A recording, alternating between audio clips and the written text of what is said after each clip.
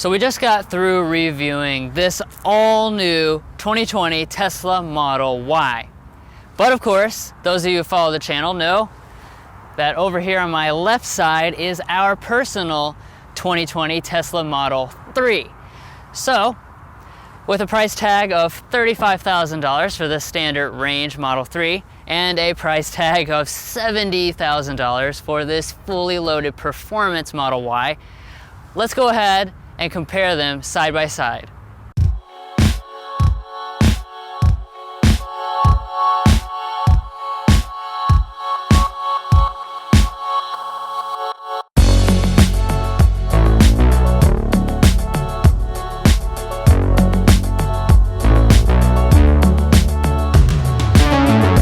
Now obviously this is not going to be exactly apples to apples, but Tesla actually doesn't change a whole lot of things between the standard range and the upgraded versions. So basically everything that we say will more or less apply no matter which types of trim levels you want to compare here. Now up in the front, you're gonna notice there's really just a strong resemblance. There's almost no differences between each other. So you've got the same fascia here, same lower grille, and the same fully LED headlights. But when you get down here, this is kind of where you're going to notice the difference. You're going to see that this hood is, of course, taller because this is a taller vehicle. So we've got an extra inch or so of ground clearance. So this is going to be 6.6 inches of ground clearance. So that's going to give it just a little bit more off-road ability. So I'm sitting here next to the beautiful 21-inch Uber turbine alloy wheels here on the Model Y. Now, worth pointing out is that the Model 3, it's going to top out at a 20-inch alloy, so you're going to have a little bit of smaller options. And if you go for the lower trim levels, this starts with a 19 and the Model 3 starts with an 18. And then coming up here to your mirrors, they do have a different shape here on the Model Y. You have heating and power folding, but one thing I want to point out is this is the fully loaded Model Y, and we're missing auto dimming. And for some reason, our $35,000 Model 3, that does have auto dimming. So I'm not sure what's up with that, Tesla. I guess it's a little cost cutting going on with this transition to the Model Y, but it is worth noting. And then as far as any other elements here on the side, the big thing is that you have standard chrome delete. So all the door handles as well as this trim around, that's all going to be blacked out. So that does give it kind of a sportier look than the chrome on the Model 3. So you might be curious as to how much larger this Model Y is as compared to our 3. And as far as the dimensions are concerned, the Y is 2 inches larger in length. It's 7 inches taller at its top point, and it's also 3 inches wider as compared to this Model 3. Now, what that does for your styling is that does kind of make it have a more sloped design. And then as far as what this Model Y performance throws in, you do also have a carbon fiber spoiler, which is missing, of course, from our standard range Model 3. However, you have exactly the same taillights. And then down below, this is going to be your largest departure from the 3's design in the fact that you do have a bunch of this black body molding down here to kind of give it a more rugged look as compared to the Model 3.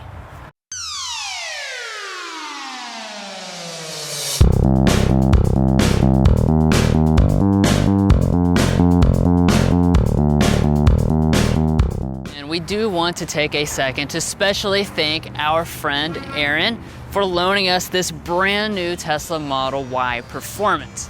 He actually has just launched his own YouTube channel called Friend of Elon, which is dedicated to all things Tesla. So make sure to subscribe and let's get his channel off to a great start. So I went ahead and jumped into the inside of this Model Y. And of course, as anybody can see, it's a lot more similar than different. That doesn't mean there are no differences though. So most important to being an SUV has got to be the fact that you have an elevated driving position. Now, like I already mentioned, we're 1 inch taller already on the outside, but as you can see, Tesla basically more or less put the seat up on blocks. So this is certainly elevated, and this is just to bring you up a little higher and give you a more commanding view out the windshield. You also have a little bit more space. So this is a wider vehicle, so you have a little bit more space this way. We also have more headroom than in the Model 3. And speaking of what's above me, here in the Model Y, you actually have a single piece panoramic moonroof. Now, if you remember in the Model 3, there's a bar that goes through the middle and breaks up the two spaces. This is actually one continuous piece all the way until you get back to the rear hatch, which is where that pillar is. So you have more glass up here, more encompassing view, but you also have reduced rear visibility. Now here in the rear is where you're going to find single-handedly the biggest departure from the 3 in this Y model, and that's because you have a lot more space. So as far as the technical specifications, you have 5 inches more legroom in this Model Y, and of course you do have quite a bit more headroom as well. And as far as, you know, with the seat adjusted to a normal driving position, I have an absolutely crap ton of space. And also one thing that's really worth noting is where these seats are raised on blocks, I have an way more foot space than I do in the Model 3. I can actually raise my feet up. So this is definitely going to be a lot more spacious and a lot more comfortable for your family. And finally, the last thing that I want to point out that is different, I honestly think that these rear seats are quite a bit harder than the ones in the Model 3, and they're also not as like shaped as the ones in the Model 3. The Model 3 has kind of like bucket rear seats, where these are kind of flat and hard. So that's just a little difference that I am noticing.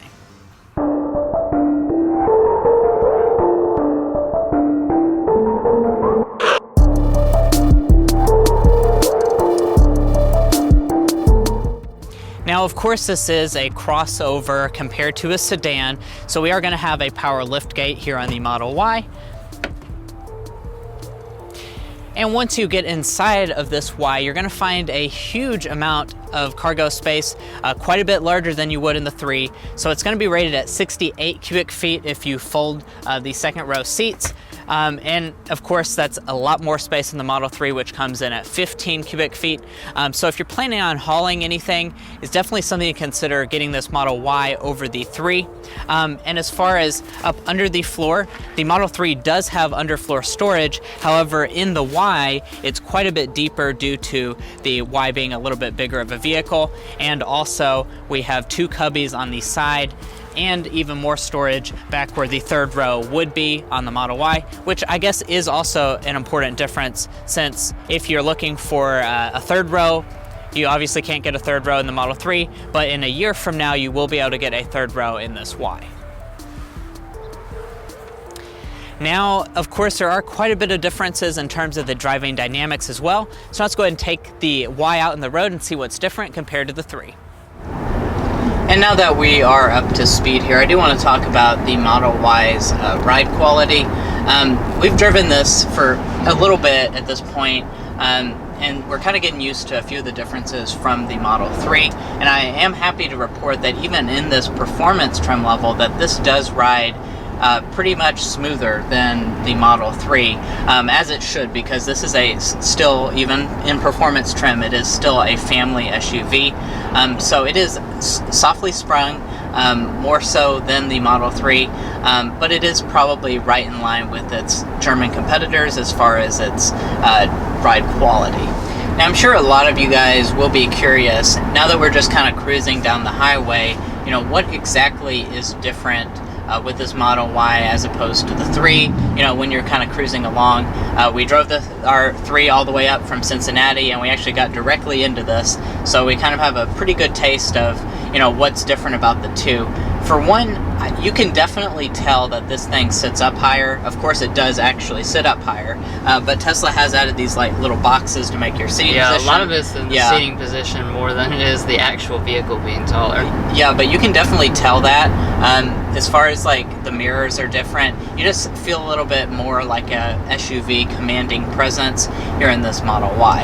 Actually, visibility is worse in this, which is a little weird to say. Yeah. But it actually is. You have more or less the same windshield and side windows, but as I pointed out during the interior part, the pillar across the panoramic moonroof on the 3 is in the middle. In this car, it's bumped back into the back. Yeah. So what this makes is you end up having this effect where you have like a tiny rear window that you're looking out with the mirror. So when I actually glance through the mirror, just this little slit is really all I'm seeing. So that actually is a downgrade from the visibility in the Model 3. Now we finally made it out here to a little bit of twisty road, so we can get into the dynamics, which are of course very important for a performance model like this. And I have to say, really it's remarkably buttoned down. You kind of just forget that you're driving an SUV.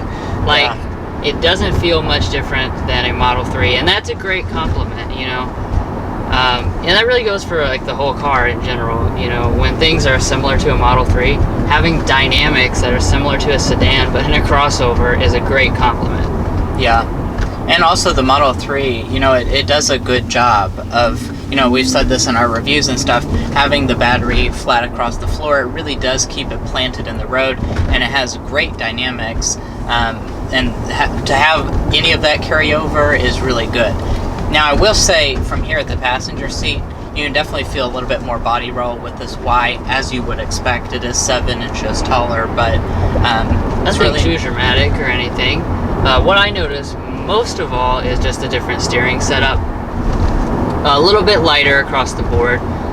So I was playing around with the steering things off camera, and I would say the sport steering, so the heaviest steering of the Model Y, is equivalent to the standard steering in our Model 3. So everything's just kind of dialed back a little bit. Comfort's going to be even looser still, you know, but still remarkably fast responding, you know, and you have pretty good road feel as well.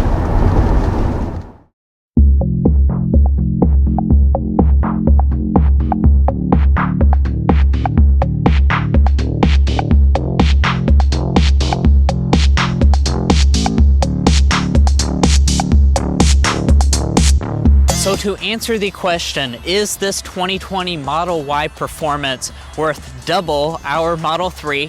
I think the answer to that is pretty obvious. There's quite a bit of similarity between the two, so I doubt that it is worth that price difference. However, it is worth noting that for this Model Y, in about a year, it will be available in a standard range configuration, which will only be about a $5,000 price increase over this Model 3. And I do think that a lot of American families are definitely going to opt for this Y over the 3 because of that additional space, and you're really not sacrificing much at all in terms of the package.